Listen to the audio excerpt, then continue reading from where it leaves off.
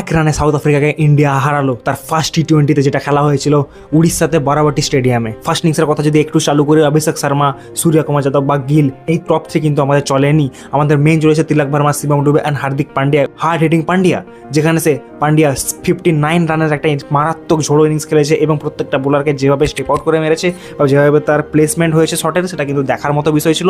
শিবম দুবেও তার নিজের জায়গায় ভালো খেলেছে। তিলক ভার্মার আমাদের প্রশংসা করতেই হয়, কারণ সে আর হার্দিক পান্ডিয়া মিলে একটা ইনিংসকে ধরে রেখেছিল। ইন্ডিয়ার মিডল অর্ডার কিন্তু খুব ভালো হয়েছে, কিন্তু আমি বলবো টপ অর্ডার কিন্তু একদম চলছে না।